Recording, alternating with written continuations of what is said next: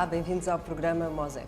O nosso convidado de hoje é formado em Direito e foi durante 14 anos professor em Direito da Família na Universidade Eduardo Mondlane. No entanto, hoje é um dos principais gestores portuários do país e é responsável pela gestão do maior porto de Moçambique. Vamos estar à conversa com Osório Lucas, diretor executivo da Sociedade de Desenvolvimento do Porto Maputo, mais conhecida pela sigla inglesa NPDC. Dr. Osório Lucas, muito obrigada por estar no Mosef. Muito obrigada e obrigada pela introdução. Bem que não me lembrava que tinha sido docente de Direito de Família, mas e nunca, provavelmente nunca é tarde para recuperar os nossos a memória. espectadores aqui na STV também não saberão. É um dado curioso. Alguns saberão. O que é que o fez assim transitar do Direito da Família para a gestão ferroportuária? Porque também esteve nas empresas ligadas a... Bom, eu fiz a carreira docente em concomitância com a atividade nos caminhos de ferro. Portanto, nunca estive como docente apenas. Exato. Era docente em tempo parcial e fiz, nessa altura, a minha carreira toda na área ferroportuária. Portanto, então, na verdade, a pergunta devia ser o que é que o fez abandonar o ensino? É uma pergunta de difícil resposta. Se calhar pode ficar para outra conversa. E o ensino não se abandona, sabe? Interrompe-se. Não abandonei o ensino no sentido que passei uma posição de estudante. A vida tem-me ensinado QB. Tenho tido a experiência de ser estudante da vida, então nunca se abandona isso. Dizem que é a maior escola que existe. Dr. Osório, deixe-me começar a nossa conversa por um dado recente. Nos últimos meses, os residentes aqui de Maputo têm tido a oportunidade de observar uma grande embarcação estacionada ou atracada no canal, ancorada, aliás. Esta linguagem marítima é muito particular. No meio do canal. E por trás dessa embarcação está uma operação de vários milhões de dólares. Pode-nos explicar melhor o que é exatamente? Bom, essencialmente o que temos é uma operação de dragagem, que é de remoção de areias no canal, para haver necessidade de aprofundar o nosso canal para 14 metros abaixo do zero hidrográfico, isto é, passamos a ter menos 14 metros. O segredo desta operação é criar condições para que navios de maior porte venham aos nossos portos. É uma operação complexa, vocês viram eventualmente uma draga, mas havia 4 dragas no meio daquela operação. O nosso canal é um canal longo, são 76 quilómetros de canal. Portanto, toda essa extensão foi dragada. Desde a Matola até a Manhissa, quase. Portanto, não é aquilo que parece. Foram 14 milhões de metros cúbicos, contra uma expectativa inicial de 12 milhões de metros cúbicos. Foi um investimento na ordem de 84,1 milhões de dólares, que estava previsto ocorrer num período de 10 meses e aconteceu em 8 meses. Portanto, foi uma operação... Isso é inédito. Normalmente, a tendência é ultrapassar o prazo. O que é que aconteceu para antecipar? Foi uma boa planificação do dragador. Nós aí temos muita pouca influência. Eventualmente, temos a influência de ligar o dragador todas as manhãs e pôr alguma pressão moral, mas convenhamos, foi uma boa planificação do dragador. Colocaram meios que inicialmente não estavam previstos. Estava prevista alguma dragagem de enrocamento, que era de dragagem sobre pedra. Felizmente havia menos pedra do que aquela que se previa, o que também tornou a atividade relativamente mais fácil. Mas é verdade que a dragagem levou muito menos tempo do que se previa, apesar de termos dragado muito mais quantidade, foram 14 milhões de metros cúbicos. Só para lhe dar uma ideia, a dragagem de manutenção, que é para manter o canal na mesma cota, até agora era cerca de 1 milhão e meio de metros cúbicos, portanto, há de ter a noção de que foi uma operação complexa.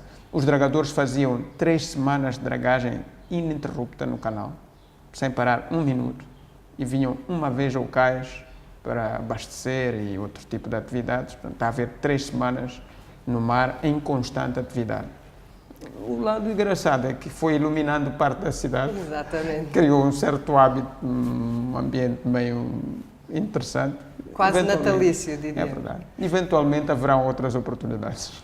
Por curiosidade, Dr. Osório Lucas, o que é que acontece a esses 14 milhões de metros cúbicos que são retirados do mar? De areia, rocha?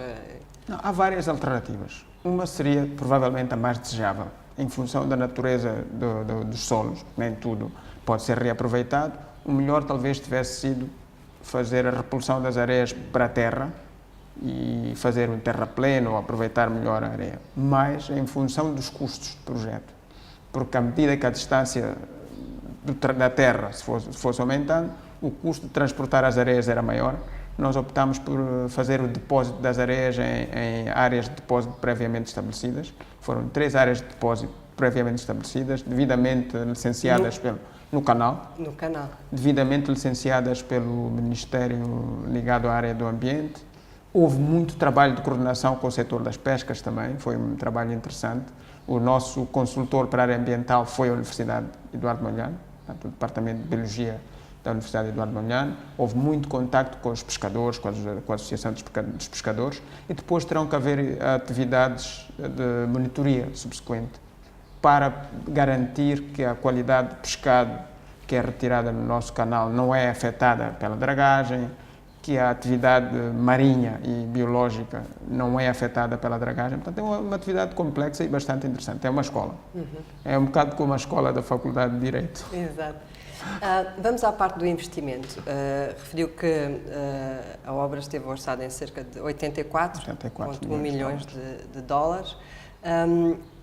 Quem é que paga esse investimento e como é que se vai pagar? Ok. Esta dragagem foi financiada parcialmente por 2 bancos. Penso que as regras de ética comercial não me permitem revelar os bancos para não fazer publicidade, mas foram 2 bancos nacionais e fundos próprios da MPDC e da EDPM, que é um veículo especializado criado pela MPDC para financiar a dragagem. Que é a empresa de dragagem. Dragagem. E tem uma comparticipação pública que é feita por via da retenção de parte das rendas que a MPDC paga ao Estado. Portanto, isto é um projeto feito em coordenação entre os fundos públicos e a MPDC. Os fundos públicos serão na ordem de 25%, 26% do custo total, cabendo a MPDC os outros 75%. E estes 25% nem sequer são fundos que vêm do erário público. A MPDC tem que os gerar e fazer uma retenção parcial das rendas que paga o Estado. Nós teríamos mesmo assim que ser os responsáveis pela geração dessa receita. Qual é a lógica por detrás disto? É que com o aumento de volumes, as receitas das concessões devem aumentar, o que significa que as rendas que o Governo recebe aumentam, a capacidade do Porto aumenta, o que deve indicar que o transporte ferroviário também aumenta, e porque nós pagamos rendas ao Estado, que são função da receita do Porto, com o aumento da receita, estas rendas aumentam. Para além de uma contribuição para o INAINA, que é da balizagem e farolagem do canal, que depois comparticipa na dragagem de outros portos que não o Porto de Maputo. Portanto, é uma operação complexa, mas dá um saldo superior a 0 para o Estado também.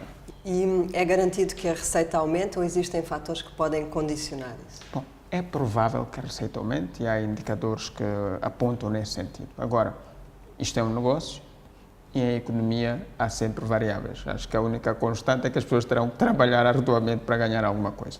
Quais são estas variáveis? A lógica é que, com o aprofundamento do canal, ou por outra, deixe-me pôr as coisas nestes termos, porquê aprofundar o canal? O canal tinha inicialmente menos 9,4 metros, nós podíamos receber navios de 35, 40 mil toneladas. Em 2010, 11, aprofundámos para menos 11 e passamos a receber navios de 60 mil toneladas. O que é que isso significava? É que um navio de 120 mil toneladas, um Baby Max, um Poço Panamax, tinha que vir a Maputo, carregava 60 mil toneladas, depois, obrigatoriamente, ia parar a Richards Bay. Outro porto. Tinha que o fazer.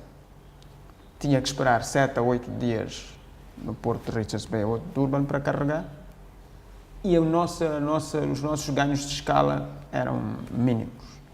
Ao fazermos este aprofundamento, passamos a ter a capacidade de receber navios de 105, 120 mil toneladas em Maputo, sem terem que escalar um outro porto. Passamos a fazer escalas diretas entre a China e Maputo, ou a Índia e Maputo, ou a Europa e Maputo, o que torna o nosso porto mais competitivo. Agora, isto só não basta.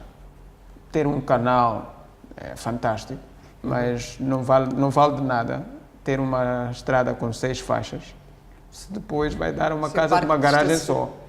Pronto, eu gostava de colocar essa questão, porque uma coisa é entrar, outra coisa é atracar. O Porto está preparado Nós hoje? Estamos neste momento, hoje já podemos receber navios de 105, já recebemos 90 mil toneladas, mas em condições de maré muito particulares. Está neste momento a ocorrer o aprofundamento do terminal de carvão, que vai passar a ter 15 metros de profundidade, contra os 12 neste momento. Já foi lançado um concurso, estamos na fase de avaliação. Porque em rigor o que acontece hoje é que o canal já está nos 14 e os cais ainda não estão. Ainda não estão. Mas em determinadas condições de maré é possível tirar proveito, só que isso reduz ao mínimo o aproveitamento. Então, estamos a terminar agora o aprofundamento do cais do terminal de carvão da Matola, para menos 15 metros, e já foi lançado um concurso, estamos na fase de avaliação até, para a construção de 350 metros de cais, reconstrução, 350 metros de cais do lado de Maputo. Portanto, nós teremos capacidade, a partir de junho, julho, no terminal de carvão e em 18, 24 meses no Porto de Maputo. Nesse, entretanto, em condições de maré muito específicas e para determinado tipo de navios, nós já podemos tirar proveito. Porque uma coisa de que não se fala muito, fala-se o aprofundamento do canal, aprofundamento, também houve alargamento. O canal tinha 100 metros de largura, passou a ter 110 metros, 150 ou 160 em alguns casos, nas curvas, o que permite uma manobra mais fácil dos navios e permite-nos receber também navios de contentores maiores, de 2.000 contentores de capacidade. Agora, de que vale essa dragagem se todos os outros elementos da cadeia não forem considerados? Estamos a falar do transporte, da logística, no fundo. Como é que a carga chega ao porto? Chega por via férrea, chega por estrada. Nós fizemos em 2014 um máximo de 19,3 milhões de toneladas e prevemos que em 2 anos provavelmente possamos fazer um bocado mais do que isso, 24, 25 milhões. Mas para fazer os 24, 25 milhões não basta ter o cais, não basta ter a garagem.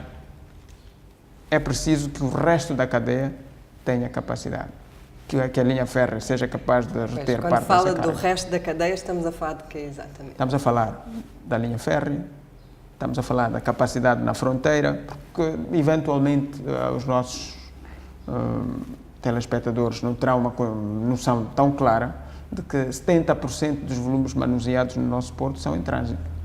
Por estrada? Por estrada. As pessoas têm ido a Nelspruit ou África do Sul, enfim, Johannesburg, por estrada. Eu tenho recebido muitas chamadas de pessoas que me dizem, mas é muito caminhão na estrada. Isto é um risco. E é o tipo de carga em si também não devia estar na estrada. Minérios, ferro-cromo, cromo, níquel, magnetita e por aí fora. É óbvio que as pessoas têm razão. E nós temos estado a trabalhar com os caminhos de ferro de Moçambique e com a Transnet na África do Sul, no sentido de darmos a volta ao texto. Isto não significa retirar os caminhões da estrada. Mas uma pergunta, Dr. Osório. Existe um consenso sobre essa questão? Não, existe um consenso, claro, sobre a necessidade de alinhar o investimento no porto e o investimento na via férrea. Entre todos os stakeholders? Todos. A Transnet, o CFM e a MPDC. Acho que ninguém tem dúvidas disso. A questão é o ritmo. É conseguirmos alinhar as nossas agendas e fazer as coisas de forma harmónica, se quiser. Acho que aqui é que está. Mas também tem esta questão, já me perguntaram, porquê que vocês fazem a dragagem se o resto do sistema ainda não tem capacidade? Em algum momento as coisas têm que começar. De certa forma quer induzir essa mudança? Exato. E há ganhos de oportunidade. Uma coisa é fazer uma dragagem neste momento em que a economia mundial está no estado em que está, a oportunidade para as empresas de dragagem não é tão grande. Outra coisa é fazer daqui a 1, 2 anos, a economia deu a volta. O custo da operação, isso explica porque é que o investimento foi realizado numa altura de crise? Porque, usando a linguagem náutica, parece que o Porto está, de certa forma, a remar contra a corrente, não é? De alguma forma, mas o que explica a coragem, se quiser, de fazer a dragagem numa altura de crise, é que nós temos que nos preparar para um momento de oportunidade. Imagino que daqui a 1, 2 anos a economia dê a volta, a economia mundial esteja outra vez em... Porque isto são ciclos. Já tivemos ciclos baixos, ciclos altos e vamos ter ciclos altos outra vez. Imagino que a economia retome. É nessa altura que nós nos vamos preparar para tirar proveito da retoma da economia? Certamente que não. E é verdade também que a exportação de minérios para a China não tem sofrido uma baixa tão grande como pode parecer. Temos nos ressentido dos impactos sobre a economia nacional, isso é verdade. A importação de consumíveis, arroz, peixe, ou de matérias-primas como cimento, o clinker, baixou consideravelmente, na ordem de 40%. Acho que tem a ver com a procura e tem a ver com a incapacidade do mercado de fazer aquisições em função da situação da economia nacional. Mas não nos esqueçamos, infelizmente ainda, a importação e exportação no nosso porto nacional pesa 30% nos volumes de porto. É quase marginal. É quase marginal. Mas explique-me uma coisa, Dr. Osório. Há pouco referiu e recordou que em 2010, 2011, o porto foi dragado para aumentar a profundidade de menos 9,4 para 11 metros. Porquê é que na altura não se fez logo para 14? Razões da economia? Mas já havia conhecimento na altura que seria necessário chegar aos 14. Eventualmente estava no plano diretor chegar aos 14. Não teria sido mais económico, apesar do custo ser maior, de fazer a dragagem mais profunda, não teria, a médio prazo, não teria sido mais racional? Eventualmente sim, mas não se esqueça que investir na dragagem só não resolve tudo. Para quem dá uma volta aqui ao Porto de Maputo, percebe que houve muito investimento em infraestrutura. Nós tínhamos que usar um bocado a teoria da manta dos economistas, não? Ou tapa a cabeça ou tapa os pés, e nós procurámos tapar pelo menos as orelhas. Tivemos que fazer um investimento de forma faseada e não nos arrependemos disso. Neste momento, a grande tese, Cristiana, é como tornar o Porto de Maputo num porto de escolha. Porque o meu sentimento é que neste momento nós somos um porto alternativo. Para que me explique melhor.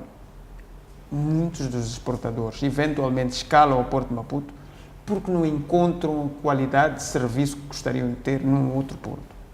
O nosso sonho é que as pessoas escalem o Porto de Maputo porque é o porto que querem, não porque um outro porto que não importa referenciar não lhes oferece a mesma qualidade de serviço. E tendo em conta a localização de Moçambique e a proximidade dos principais mercados, estamos a falar da China e da Índia, o mais lógico é que isso naturalmente. E por causa disso, nós introduzimos, por exemplo, um serviço de bunkering, que é fornecimento de combustíveis e óleos aos navios, porque mesmo que fizéssemos um navio de 120 mil toneladas, depois de uma viagem da China para Maputo, ele teria que fazer bunkering, teria que alimentar-se de óleos e combustíveis, teria que ir a Durban no Richards Bay, esperar 6 ou 7 dias. Para isso, carregava parcialmente aqui e carregava do outro lado. Nós introduzimos um serviço de bunkering e estamos a procurar outros serviços complementares que tornem a necessidade de escalar um outro porto simplesmente marginal. Mas para que isso aconteça, para que o Porto de Maputo seja de facto uma escolha e não uma alternativa, voltamos à questão da coordenação entre os stakeholders e da coordenação regional, não é? Quase que seria necessário que a África do Sul concordasse com isso, não é? Veja, a África do Sul... Porque a maior parte do tráfego vem da África do Sul, não é? A economia sul-africana, a economia moçambicana e sul-africana são economias intrinsecamente integradas. Nós não temos a capacidade de separar estas duas economias. É como se fossem gêmeos sianeses. Pode-se fazer uma operação, mas não chega lá. E a prova disso, da vitalidade desse facto, é que independentemente da queda do preço de minérios, os volumes no porto de minérios continuaram a subir, por um lado. Por outro, o facto da carga não vir por via férrea não significa que não venha. Nós estamos com uma média de 550 a 600 caminhões dia num só sentido. E essa carga vem da África do Sul. Portanto, não é um problema de economia, é um problema de alinhamento de estratégias. É fazer com que parte dessa carga passe da estrada para a via férrea, porque algumas contas básicas hão de nos indicar que os caminhões que vêm para Moçambique, para início de conversa, são, na sua grande maioria, caminhões de matrícula sul-africana, por exemplo. Então, quem é o motorista? Onde é que é feita a manutenção? Onde é que se pagam os salários dos camionistas? Etc, etc. Onde é que fica a economia que é gerada com o crescimento do porto? Um comboio de 60 vagões com 60 toneladas equivale a mais ou menos 3.200 toneladas de carga. Um caminhão carrega 32 toneladas. Portanto, estamos a falar em 100, 120 caminhões por cada comboio. Claro, essa frase dita desta forma cria assim um sentimento. E porquê que não acontece? Isto também não é assim tão simples. É preciso investir na linha férrea, é preciso investir nos meios circulantes, locomotivas e vagões, é preciso investir outra vez na capacidade humana. Por exemplo, é um dos elementos que eu tenho alertado. As pessoas falam muito em investimento em infraestrutura. Nós investimos até agora 701 milhões de dólares, mais ou menos, nos últimos 8, 9 anos. Mas se me perguntar qual é o maior investimento do Porto de Maputo, eu digo-lhe sem reserva, foi no capital humano. Doutor Osório, vamos voltar a essa questão na segunda parte do programa. Vamos fazer um breve intervalo, voltamos dentro de instantes.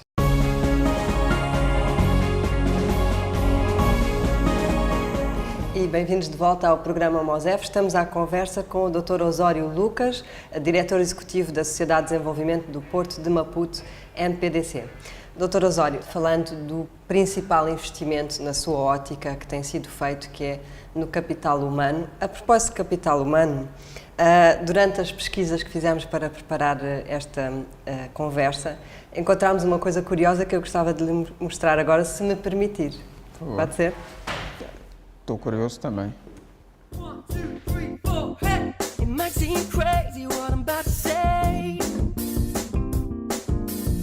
Well, sunshine, she's here, you can take a break. I'm a hot air balloon, I could go to space. But the air, like I don't care, baby, by the way. Because I'm happy, clap along if you feel like a room without a roof. Because I'm happy, clap along if you feel like happiness is the truth. Because I'm happy, clap along if you know what happiness is to you. Curiosamente, o Dr. Osório não aparece no vídeo, mas... É porque é o mais feliz de todos eles e não precisa de mostrar. Mas, Dr. Osório, falando do capital humano e brincadeiras à parte, o que é que este vídeo nos diz sobre a sua abordagem, ou a abordagem desta gestão ao capital humano? Bom, relativamente ao vídeo, é preciso fazer uma homenagem a alguém que está por trás desse exercício todo, que é a Soraya, que é a nossa gestora de comunicação, e o grupo dela, que tem sempre estas ideias meio malucas, vá lá, mas que trazem um outro ambiente de trabalho. E a filosofia que nós adotamos é que as pessoas passam a maior parte do seu tempo aqui no Porto. Okay? Isso é um facto. As pessoas entram às 6. Bom, há uns que entram às 7, saem às 23 e por aí fora. Têm estes turnos de 8 horas ou 12 horas, consoante as circunstâncias, contínuos. Depois tem o pessoal de escritório e áreas de gestão, que também tem uma vida bastante intensa. E a mensagem que nós temos transmitido é trabalho a sério, mas já que vivemos por aqui, vamos divertir-nos, pois não?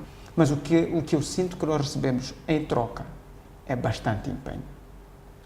Veja, nós temos níveis de produtividade que não eram, eu não imaginava que fossem possíveis. E muito elevados comparados com os outros portos da região. Há portos que fazem 12 movimentos por hora, ciclos.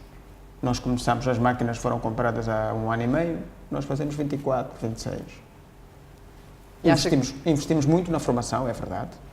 Só para lhe dar alguns dados, se olhar, por exemplo, para o nível académico do nosso pessoal, em 2012, janeiro, nós tínhamos 71% do nosso pessoal com 0 ou até a 8ª classe, sendo 33% até a 4ª. Hoje, esse pessoal anda na ordem de 20, 28%, por aí. Há muito pessoal jovem que foi entrando num processo de substituição de pessoal com reformas normais, reformas antecipadas, e porque estamos a modernizar os nossos equipamentos, e temos que acompanhar este processo. Temos que garantir que a transição acontece. Se me perguntar qual era o teu maior sonho aqui no Porto, é ir-me embora e as pessoas nem sequer se aperceberem. Criamos condições para que esta empresa continue a funcionar, há muito sangue novo, muita juventude. Isso tem estado a acontecer. Por outro lado, tem a componente de perfil académico, que também tem mudado muito.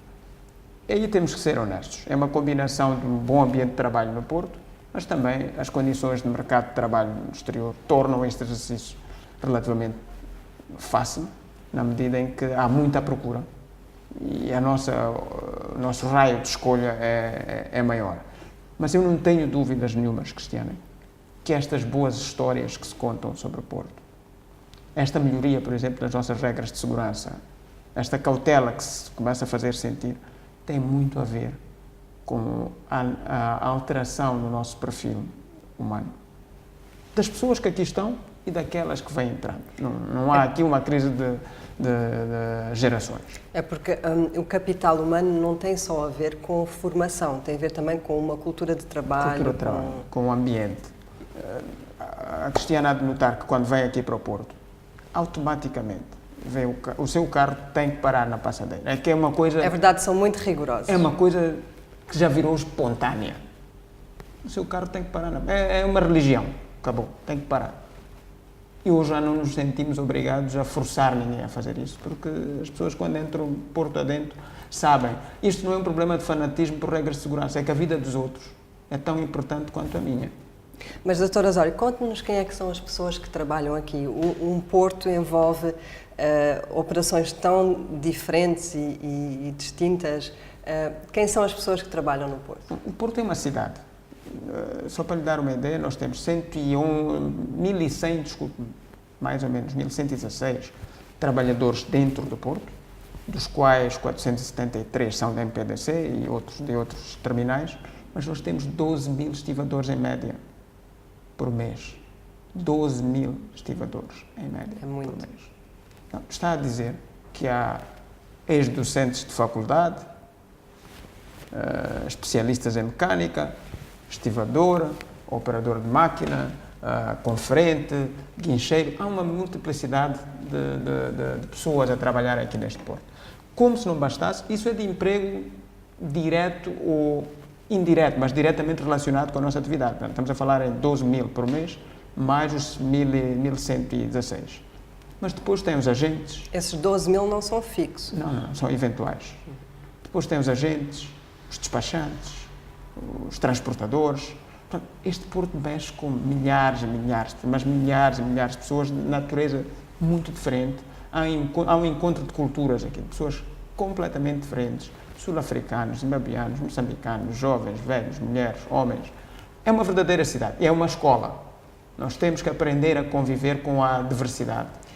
Dr. Osório diz que é uma cidade dentro de uma cidade, mas que de certa forma às vezes parece um pouco desligada da cidade ou virada para dentro. Não sei se tem... Mas esse seu sentimento é real e isso tem que mudar. O que é necessário para mudar?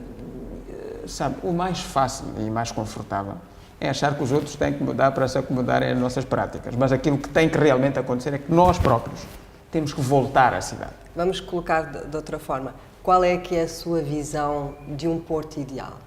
A minha visão de um Porto ideal depende do ponto de vista. Do ponto de vista de interligação com a cidade, é que nós temos que ser capazes. Por exemplo, há coisas que as pessoas não sabem. Este Porto recebe 3.000 pessoas, penso, em cruzeiros. E debita parte dessas pessoas para a cidade. Mas não há ainda uma relação profícua entre o Porto e os passageiros que saem Porto afora e a sociedade. São oportunidades de economia e de relacionamento que têm que ser melhor aproveitadas. Nós vamos assinar um protocolo com o Ministério da Cultura e Turismo para fazermos feiras,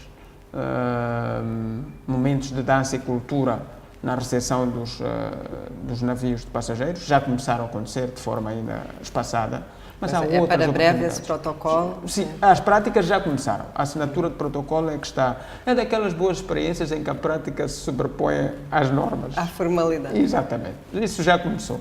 Mas pode-se fazer muito mais. Já viu a quantidade de museus que só aqui na Baixa da cidade existem? É um museu ferroviário, um museu da moeda, pescas. Isto pode ser feito de forma integrada, de forma que o passageiro, quando atraca aqui no Porto de Maputo, já tem um roteiro mais ou menos desenhado e a cidade de Maputo pode ganhar. Isto é um lado. O outro é que a cidade de Maputo nasceu aqui. E há um certo distanciamento entre, umas vezes por razões de segurança.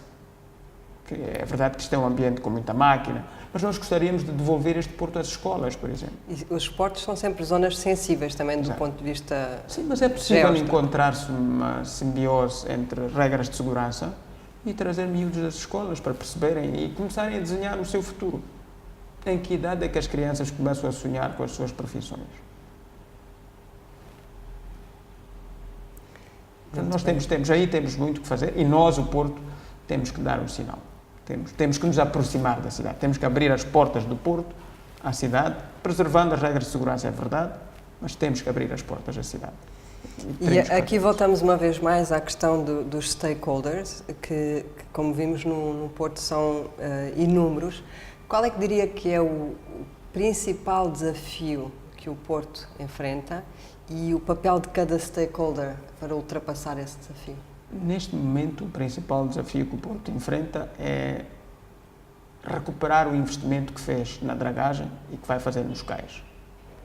Esse é o desafio económico imediato. Isso só pode ser feito com uma integração entre o Porto e os diversos elementos da cadeia logística. Temos que ser capazes, por exemplo, de tornar a importação do arroz, do açúcar, do peixe mais rápida e mais barata para o consumidor. Temos que ser capazes de tirar proveito daquilo que a economia sul-africana, por exemplo, gera e que passa por este porto. Temos que ser capazes de aumentar os volumes, mas isto não pode ser um ganho só do porto. Eu gostaria de desafiar os nossos amigos economistas que nos ouvem, que espero que sejam bastantes, a fazerem alguns ensaios sobre aquilo que a economia moçambicana perde em resultado da quantidade de caminhões sul-africanos, por exemplo, que demandam o nosso porto. Gostaria de perceber o consumo de combustíveis, refeições, salários, manutenção das viaturas e o desgaste sobre as nossas estradas. Há aqui algum trabalho que pode ser feito. Gostaria de desafiar também outros parceiros nossos, Janela Única, Kudumba, do quilómetro 4, a pensarmos que a cadeia logística é que tem que ser mais eficiente e mais barata. Não adianta de nada que as tarifas da Kudumba sejam mais baixas e as do Porto sejam muito altas e vice-versa. Porque no fim do dia as pessoas vão fazer uma escolha em função do custo da cadeia. E nós temos estado a trabalhar com, por exemplo, temos um protocolo com a Kudumba que permitiu reduzir os custos com o scanner de mercadorias. E essa diferença, essa poupança, é passada integralmente para o cliente. Porque o que nós queremos é eficiência. Não queremos ganhar dinheiro, é verdade. Mas queremos ganhar dinheiro com consistência a longo prazo, não é com negócios. A eficiência pontuais. vem do tempo e do custo. Sim, sim. A propósito dessa questão, desse desafio e desses stakeholders, o MOSEF vai realizar em breve, no final de março, conferência na África do Sul, em Joanesburgo, e o tema será Moçambique, África do Sul, pontes para o desenvolvimento económico. Na sua perspectiva, Dr. Osório, quais são os principais temas que deviam ser levados à discussão? Bom, um deles, puxar a brasa à minha sardinha, naturalmente, é a questão da eficiência logística, sem dúvida. Penso que isto alerta-me, aliás, para um ponto, sem querer alongar bastante. Nós temos gás, temos carvão, tudo bem. Esses recursos não são renováveis. Nós temos uma costa de 3.000 quilómetros. Que eu saiba, isso não vai desaparecer. Então, temos que discutir formas de fazer o devido aproveitamento económico dessa costa. Isso, sem dúvida. Portanto, eu gostaria de ver uma discussão profunda sobre as oportunidades logísticas. Gostaria de ver uma oportunidade profunda sobre outras oportunidades de natureza económica, como seja a questão do gás, do carvão e da integração das economias de Moçambique e da África do Sul. Por exemplo, da questão de continuarmos a ter duas fronteiras, quando devíamos estar hoje numa situação de uma fronteira única. Da questão de termos cargas que saem de Johannesburg e andam 3 vezes mais quando podiam andar 1/3 do tempo vindo para Maputo. Há aqui algumas questões de natureza política e económica que eu gostaria de ver discutidas, para além das questões de natureza cultural, porque economia e negócio sem cultura, sem fraternidade, não é sustentável. Sei que não é muito comum em ambiente de economia discutir-se cultura, mas talvez esse seja o elemento de ligação. Nós somos um só povo, somos todos banto, parece, ou parte de nós somos banto. Não pode ser tão difícil de entendermos. Eu gostaria que o MOSEF fosse um bocado esta plataforma de... E o MOSEF tem um pouco esse lema de humanizar as questões económicas. Dr. Osório, falando em humanização, vamos tentar personalizar um pouco, se me permitir.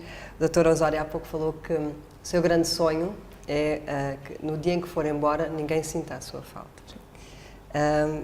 Gostaria de ficar até ao final da concessão? Acho que não é fisicamente possível. Portanto, a concessão vai até 2033. 2033, com 10 anos de opção, 2043. Nessa altura, o meu escritório está no primeiro andar, não me estou a ver a conseguir subir as escadas. Mas não, acho que todos nós temos que... Eu vou-lhe contar uma pequena história, muito rápida, que tem a ver com o meu passado. Eu, quando estava no CFM, fui gerir um clube desportivo, ferroviário, que isso é razoavelmente sabido. E aprendi uma coisa no desporto. É muito fácil chegar. É muito fácil chegar. E normalmente chega-se pelo ar, né? Quando as pessoas levantam. O exercício mais complicado é descobrir a hora de sair. É como uma peça de teatro. Qual é o momento exato em que os aplausos já são um bocadinho demais? Está na hora de sair, quando as pessoas ainda têm alguma saudade. E este é que é o truque. Qual é esse momento? O meu sonho era ver o desenvolvimento do CAIS 678, a conclusão das obras de infraestrutura e deixar o tecido humano do Porto estável e seguir caminho, escrever um livro e criar uma ONG. Estes são os dois. Bom, e tomar conta dos meus filhos. Ou esperar que eles tomem conta de mim. Já está um bocado na hora. O Dr. Osório Lucas disse no início que continuava sempre no ensino, porque a vida é uma escola, e deixou-nos aqui mais uma lição. Dr. Osório, muito obrigada. Foi um prazer tê-lo aqui no programa Mosef. O prazer foi todo meu. Obrigada também a si que esteve connosco ao longo desta edição do programa Mosef. Continue na companhia da STV.